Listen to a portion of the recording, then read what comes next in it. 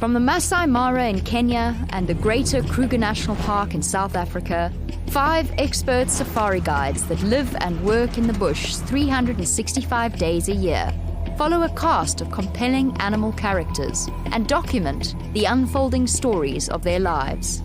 Previously, on the Cat Report, the Great Migration thundered onto the Mara Plains, triggering a frenzy of predatory action. Amidst the bounty, the Owino and Sausage Tree prides have vied to establish themselves as individual forces to be reckoned with. Waffles, the matriarch of North Clan, revealed her secret in the grass, a new heir to the hierarchy. And down south, we've marveled at some bizarre interactions between members of the most unusual leopard family in town.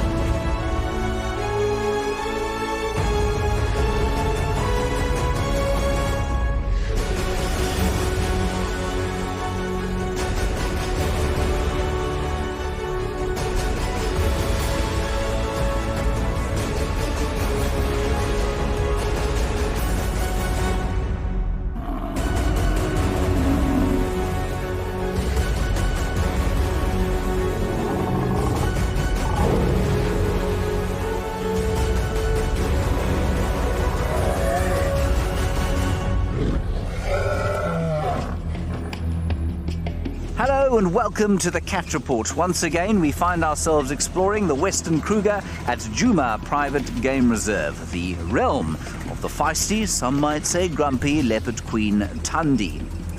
Thandi is now 12 years old, and that's no spring chicken for a leopard, so her ability to defend her realm is going to start waning with the onset of age.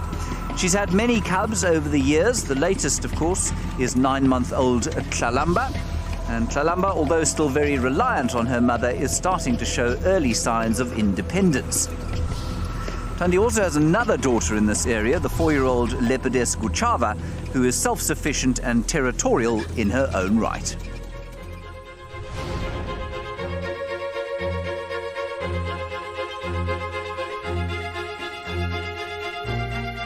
Princess Tlalamba, daughter of Queen Thandi and her consort, Duke Tingana, is heir apparent to the woodland realms of Djuma. At 9 months old, she is feisty like her mother, and with every passing day, she is learning the ways of the wild through instinct and guidance from her dedicated guardian.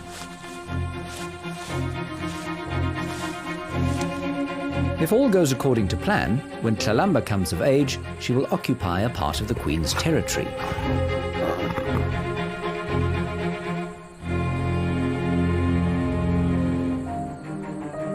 Thandi's older daughter is Guchava, Princess of the East.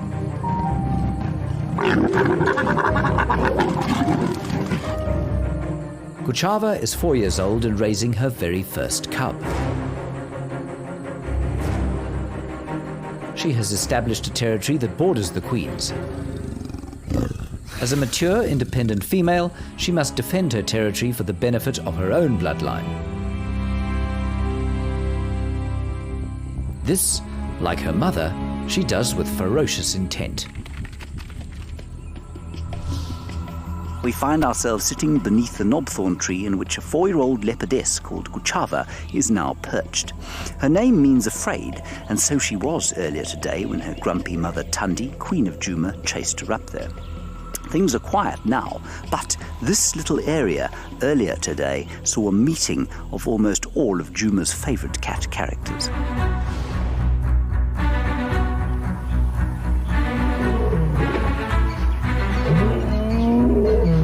In the wild, size always matters. That is why Lion is king of cats. Thandi, wizened by 12 hard years, knows this.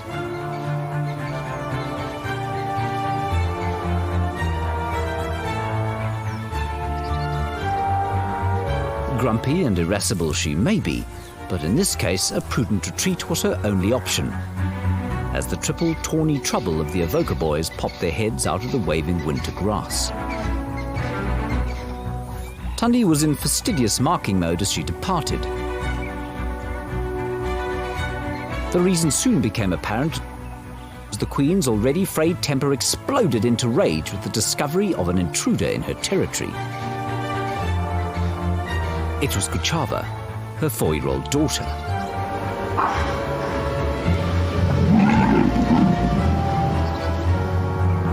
The growling ball of teeth and claws drew the attentions of the Avoca boys.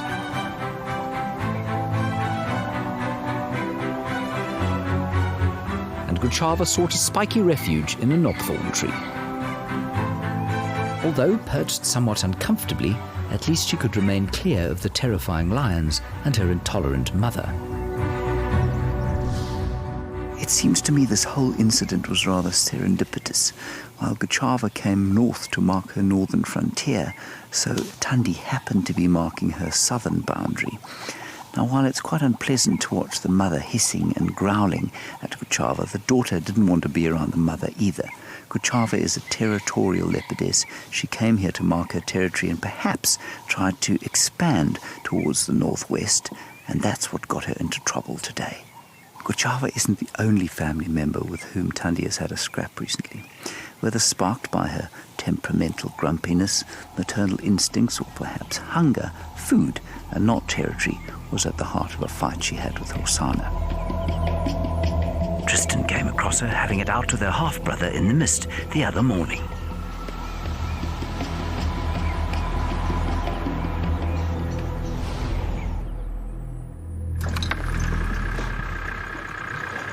So we've got a fight between Hosanna and Tundi at the moment. They're busy going at each other.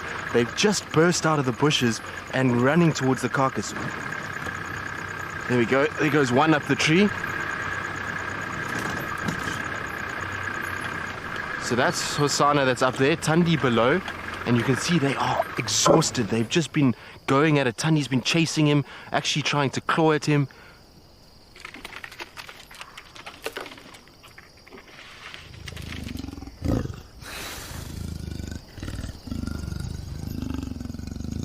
Now the reason she's making so much noise is because she's trying to, one, stop him from going towards where she's got a meal. She's got a carcass in a tree very close by here, and she's got a cub in this area. So you can see she's being very aggressive to him. He's not really probably interested in the cub at all. He's rather trying to get towards the carcass where he can steal it. I wonder where her little cub is. Hopefully nothing has happened to the cub. Leopards will often run into a tree when they're feeling like they're threatened, and then they'll kind of stay up there and wait for the other one to move. Now you see he's going to come down. There we go, she will chase him. Now he's going to keep running. Look at this, you see how she runs interference? And even though she's smaller than him, she's still being highly aggressive towards him. And so in this particular situation, it's the aggression that's keeping him at bay. The carcass is actually in the tree. He's heading straight for it. That's what he's trying to do. She's trying to block him, you see? And she's kind of playing up and down, trying to keep him at bay. And so he's looking at all the different trees, hoping that he's going to get some food. It's absolutely amazing to witness. There he goes. Look, she's trying to stop him getting up into the tree where the carcass is. There he is. He's found the carcass.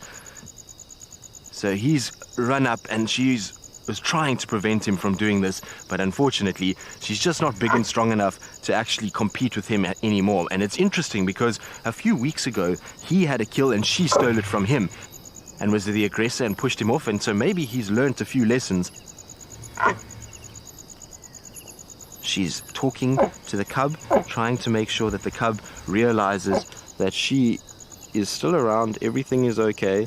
But I'm pretty sure Tundi is going to go and try and figure out where her little one is, and to try and just make 100% sure that she actually keeps that little one nice and safe.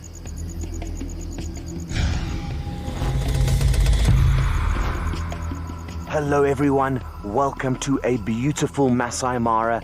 There are loads of zebra in this area, and none of them have any idea that there is a hungry pride of lion prowling about looking for a meal, and I'm hoping that we get to see some action shortly. Now, the lions do have their work cut out for them. There's a total of 5 lions in this pride.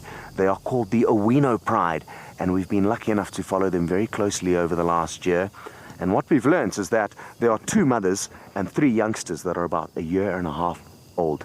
And those year-and-a-half-old youngsters don't really know exactly what's going on when it comes to hunting. They've still got a lot to learn. As we stand, the area that we are in is actually on the edge of their territory, and there's a chance that they could bump into one of the neighboring prides. It is something that happened quite recently.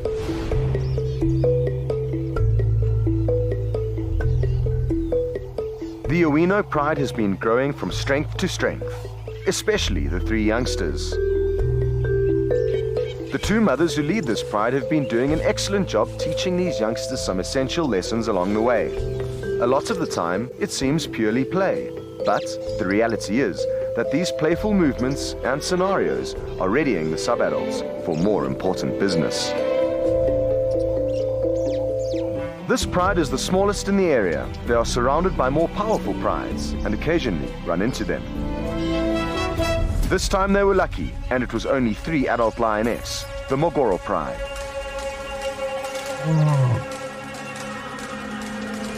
At first, the Mogoros were intimidated. So the Owino mothers charged forward, buying the 3 youngsters time to head off in the opposite direction of the chaos. But the Mogoros regrouped once they had worked out who they were up against. After their initial charge, the mothers also knew to back down. It simply wasn't worth the risk. They have already experienced the loss of a cub.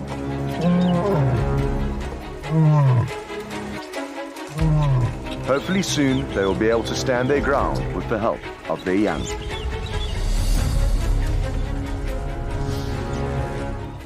Lucky escape for this pride of lion. Thankfully, it was against possibly the weakest of their many rivals, but yet the weakest rival is still stronger than them. With only 2 adult lioness, they have the smallest pride in the area. So hopefully in the coming years, when these 2 young girls and the young boy get a bit bigger and stronger, they will be able to start contributing to defending this pride's territory, as well as trying to secure meals for it and expand their area. These lions have had to move into another pride's territory in order to search for food. So their territory at the moment does not have nearly as many zebra in it, and that is what these lions are hoping to catch right now. They don't look very motivated at the moment, but that could change in a heartbeat. Over the last few weeks, a steady flood of determined hooves have been galloping onto the verdant plains on the Kenyan side of the border.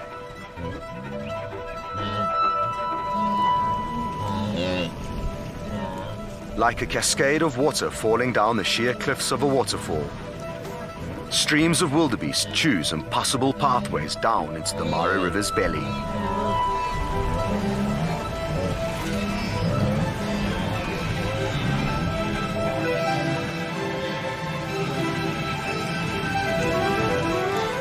Charging, surging, straining as they conquer its breath and pour out like a tide upon the other side. Currents, slippery rocks, steep banks. Nothing deters their single-minded quest, and their focus to reach their destination appears unshakable, their spirits unbreakable. On and on and on, the tide just never ceases.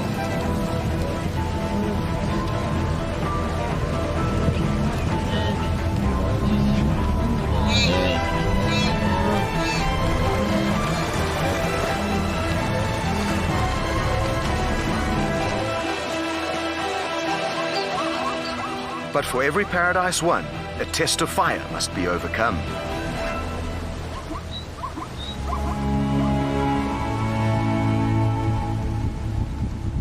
The threats of predatory dangers simmer, stirring up the herds. And then the sparks flare into full flame far and wide. The banks of the Mara transforming into a deadly strike zone. the end of the road for many of the courageous yet unsuspecting travelers.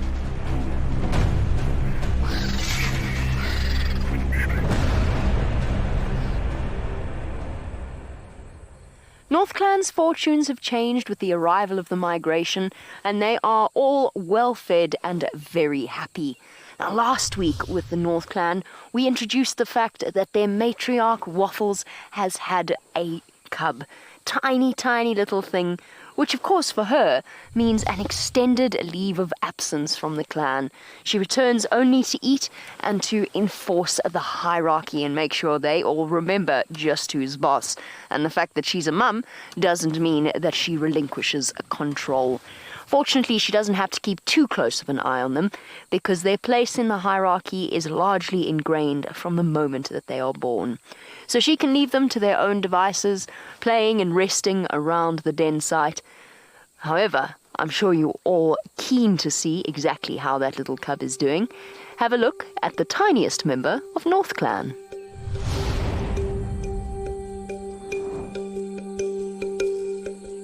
Night and day, the matriarch of NorthClan stands vigil over her hidden treasure, attending to its every need, maintaining the structural integrity of the burrow, and ensuring its occupant is safe and well-groomed. Once the chores have been taken care of, there is opportunity to explore the entrance to the den and warm up in the sun. A tiny head beside its mother's powerful jaws paints a picture of vulnerability. But that little brain contains the wits to become one of the smartest animals on the savannah. The question now is the cub male or female?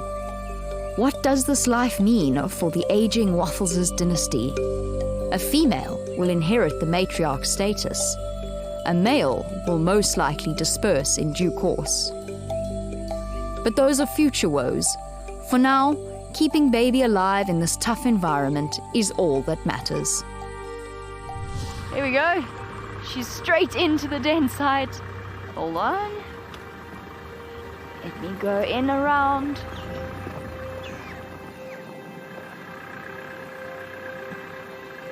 We followed her around and have moved into a place where she's comfortable and we're comfortable. We're downwind, so we're not subjecting her to too many foreign smells on a constant basis. And look at this. It's unequivocally a den. You can see the open space where she's cleared it. I would say this is a den that the clan has used in the past.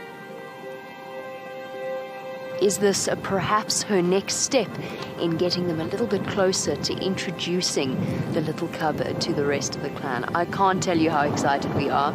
It's howling out here. We've been out for hours, and there she is, revealing her secret to us once again. She's right down in the hole. The cubs started to come out a little bit every day. It gets braver, bolder. Look, at this, there it is. Waffles, you clever creature. Its ears are starting to grow. Hyena cubs always have these massive ears, too big for their heads. This is what we were after and searching for, and makes all of these hours with NorthClan worthwhile.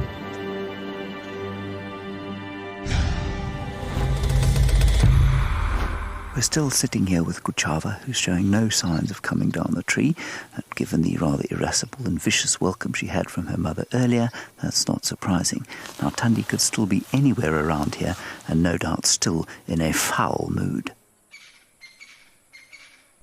There we go, leopard. Tundi's in, and she's not happy. Let's see if she goes up after Kuchava. I don't think she will. It would be really dangerous to fight up there, but let's see. Now she's marking territory, claiming the area around the tree for herself. As I said, they're right on a territorial boundary. I really don't think Kuchava's going to venture this far north again. That hissing and growling is blood-chilling. Tundi's probably been close by the whole time. Her daughter is lying in the most obvious tree for miles around. Maybe she's just woken, looked up, seen her daughter sitting in the tree and thought, I'll show you now. We're going to sit here very quietly and do our best not to further irritate Tundi. Look at her face. Those slightly closed eyes give her a perpetual expression of extreme displeasure. This is not a friendly kitty.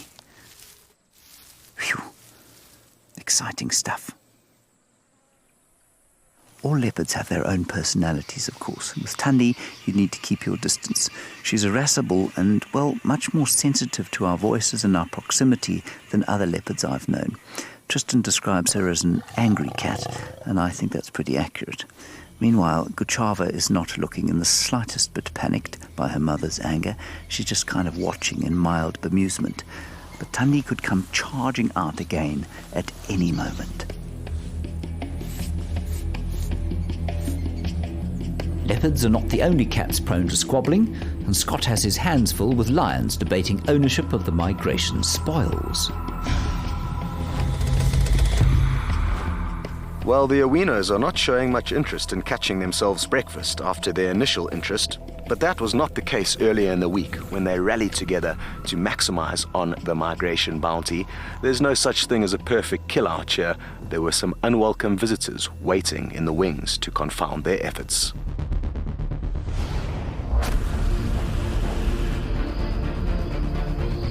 The migrating herds have arrived in the Awino Pride's territory, and the 5 lions are bound to cash in. Even though there are plenty of options, it's still no easy feat for this small pride. They managed to latch onto a zebra, but the youngsters, who did a poor job helping their mothers, still have a lot to learn about killing and teamwork.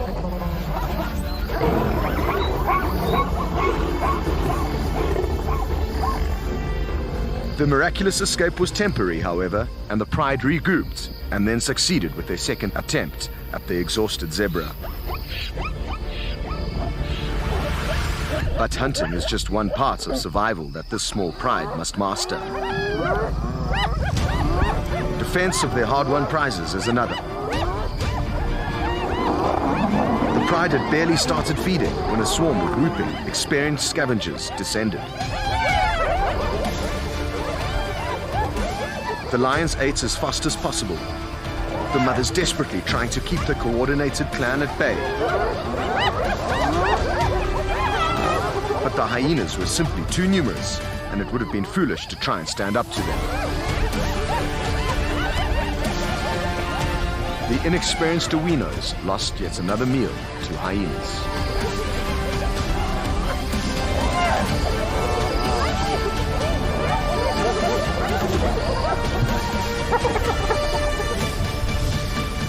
They say all is fair in love and war, and the battle for survival is a war for sure. But hyenas are not the only species that the Awinos have come up against amidst the migration madness. Recently, the youngsters in this pride could simply not overcome their curiosity and approached a group of rather oversized opponents with an interesting twist in the outcome.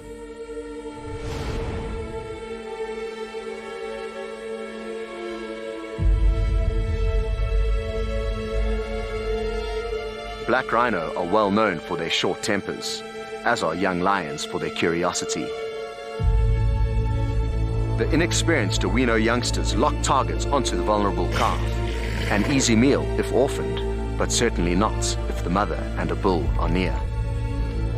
Black rhino have terrible eyesight, which makes it easy for predators to sneak up close, but only if they are silent and downwind.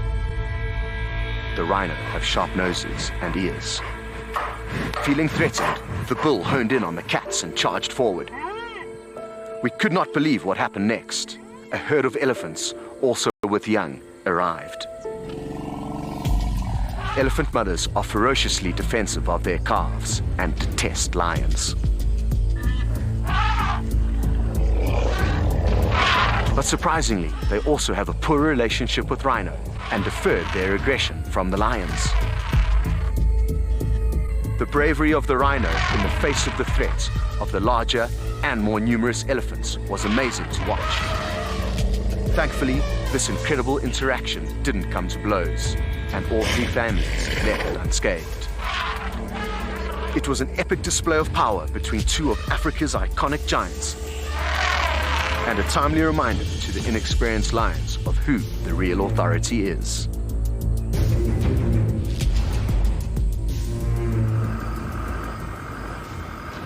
We are out in the middle of the bush with the Sausage Tree Pride. There's a huge herd of wildebeest that's just started running in this direction.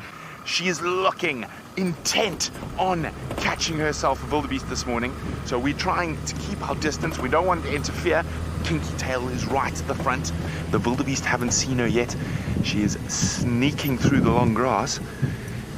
This grass is providing her with the ideal spot to approach the herds from. She's only about 60 or 70 meters away. You can see some zebra in the background there. The times of plenty have truly arrived for the Sausage Tree Pride as the poor prey species continue to run a constant gauntlet of tooth and claw. This is exciting. The rest of the pride have stayed way behind, and Kinky Tail's out by herself, probably 400 meters from the other girls, trying to catch herself a wildebeest. A strong wind will be helping her to cover her approach. She's getting very close. Now there she is. She's so close to those wildebeest now. She's going to burst out of the grass at any second. She's waiting now for the rest of that herd to come. They're coming. We're not sure exactly where she is. We know she's somewhere between us and the wildebeest. We don't want to move the... There she goes. We can't see her. She's got one. Whoa, she's got it. She's got it. Hold on. Let's get in there. Wasn't that incredible? Look at that. That was amazing. She's got it. Kinky Tail is the queen of the Sausage Tree Pride, showing she doesn't even need the rest of the pride to help her. Wasn't that absolutely amazing how she snuck right up to that long line of wildebeest, waited for the exact moment to choose the right wildebeest, and she has now got herself some breakfast.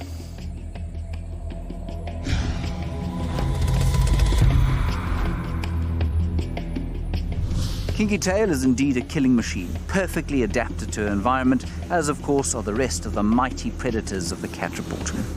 From Tundi, the aging queen, so utterly fearless in the face of invaders, no matter the size, to the hyenas of the North Clan, so ferocious with outsiders, but completely tender with their own kin. Their lives continue in the cycle of drama and intrigue, so join us again next time for the Cat Report.